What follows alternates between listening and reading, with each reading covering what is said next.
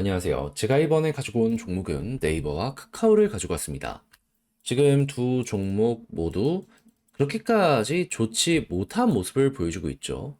배당락 이후에 빠진 것도 있긴 한데 지금 부담되는 뉴스도 꽤 많이 등장을 하고 있는 상황이거든요. 이걸 정확하게 우리가 어떻게 확인을 하면서 쭉 밀고 가야 될지 지금 나오는 내용들 풀어보도록 할 테니까 일단 들어가기 전 구독 그리고 좋아요 한 번씩만 꼭 눌러주시면 정말 감사드리겠습니다. 일단 지금 조정이 만들어지는데 큰 역할한 뉴스는 대략적으로 두 개를 볼 수 있습니다. 어떤 거? 첫 번째 같은 경우에는 엔비디아의 주가가 쭉 떨어지면서 반도체의 주식이 빠지고 있고 AI 쪽도 악영향을 받고 있습니다. 근데 네이버 카카오 이 둘에 꾸준한 영향을 받던 종목이잖아요. 그럼 부담이 될 수밖에 없는 거죠. 그리고 이제 두 번째 같은 경우에는 지금 미국에서 관세 이야기가 들려오게 되다 보니까 또 인플레 튀어오르는 거 아니냐 이에 대한 우려 이 두 가지가 현재 핵심이라고 볼 수 있는데 일단 첫 번째부터 말씀드리면 이 엔비디아 이 문제가 왜 되는지부터 설명드리면 엔비디아가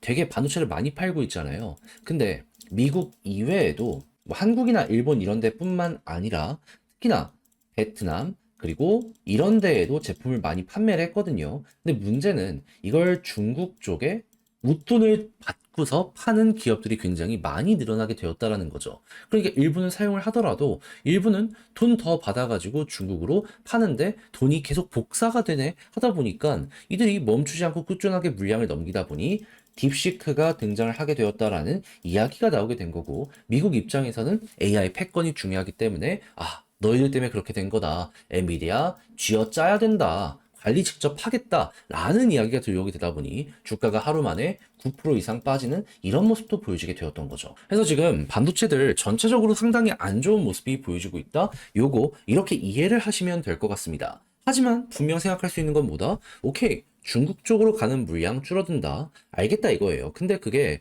미국이나 한국이나 뭐 이런 쪽으로 가는 물량이 줄어들까요? 그러지는 않을 것이고 오히려 더욱더 물량이 많이 들어오면서 가격이 좀 이렇게 안정세를 보여주게 될 수도 있겠죠. 중국으로 가려는 물량이 이쪽으로 가면 공급이 증가한다는 것이니까. 그리고 AI 관련해가지고 지금 나오는 내용이 뭐냐면요. 이제 데이터 센터 많이 투자했으니까 자기들이 가지고 있는 이러한 서비스의 AI를 융합하자라는 얘기가 엄청나게 많이 들려오고 있습니다. 자, 그러면은 뭐 세일즈포스부터 해서 네이버 같은 경우에도 당장 이게 성공해서 실적이 구체적으로 올라가는 모습이 보여지게 되었잖아요. 그럼 이쪽 테마로 또 한번 이 꿈틀거리는 모습이 보여지게 되지 않겠습니까? 그러면 서비스 융합이 훨씬 더 고도화되는 모습이 보여지게 된다면 실적은 더욱 좋아지게 될 거고 평가는 올라가게 된다. 그럼 이거는 어느 정도 일시적으로 딱 영향 주고 끝날 수 있다 정도로 이해하며 네이버 바라보면 괜찮을 것 같습니다. 자, 그러면 요거는 단기적이다라고 생각을 하며 이제 두 번째 관세를 어떻게 봐야 되느냐라는 걸 생각을 해야 되는데 트럼프가 대놓고 지금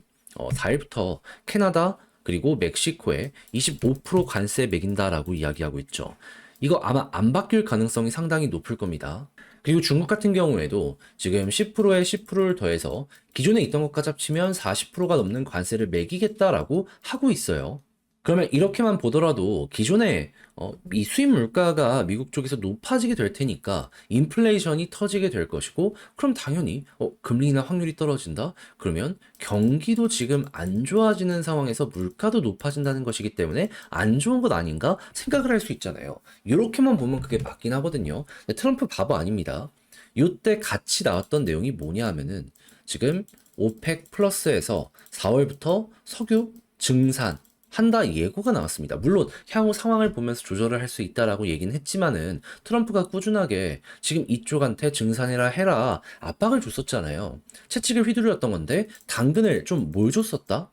이란 쪽 압박하면서 점유율 니들이 가져가. 그러니까 이 트럼프는 이 물가 자체를 근본적으로 잡기 위해서 에너지 가격의 하락, 그리고 미국의 재정 지출을 줄이는 쪽으로 해가지고 진행을 하려고 했었거든요. 근데 이거는 일론 머스크가 열심히 움직이고 있고, 유가까지 이렇게 했다? 그럼 다 이걸 계산하면서 지금 관세를 매기겠다라고 하고 있는 것이기 때문에 경기 침체만 안 나오게 된다면은 이것도 한번 튀어 올랐다가 안정이 될 것이고, 그렇게 했을 때 일정하게 유지가 되면은, 물가가 어느 순간 떨어질 수도 있다 보니까, 단기적으로는 안 좋아도 장기적으로는 좋을 수 있겠구나. 이런 걸 이제 생각할 수 있게 된다라는 겁니다.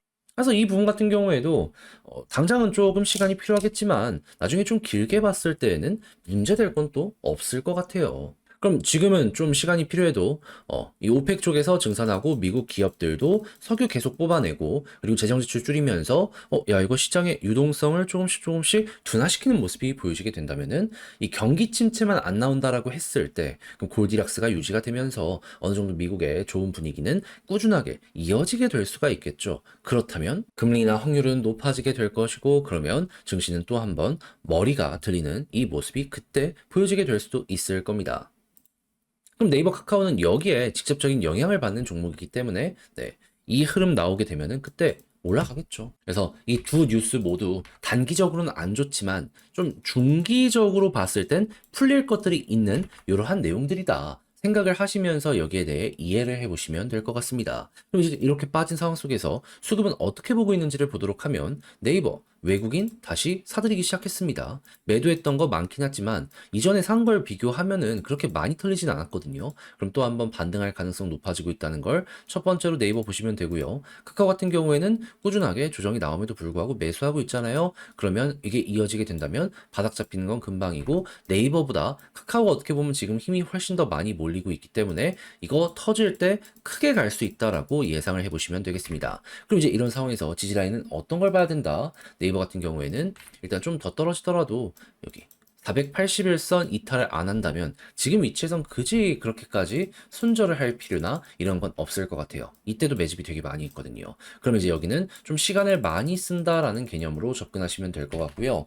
그리고 카카오 같은 경우에는 떨어진다라고 하더라도 뭐 이렇게 저점이 높아지고 있잖아요. 이전 저점 위에서만 횡보하게 된다면은 수렴이 보여지고 있어서 이거 패턴은 계속 이어진다 정도로 여기도 이해하시면 될 것 같습니다. 그럼 이제 올라간다라고 했을 땐 뭘 봐야 되느냐? 일단 네이버 같은 경우에는 여기 볼린저 하단을 돌파하잖아요. 그럼 21선까지 시도가 나올 겁니다. 근데 만약에 여기서 돌파를 못한다면 아마 이렇게 횡보하는 모습이 보여지지 않을까 싶네요. 근데 돌파하는 모습이 보여지게 된다면 볼린저 상단까지 갈 거고요.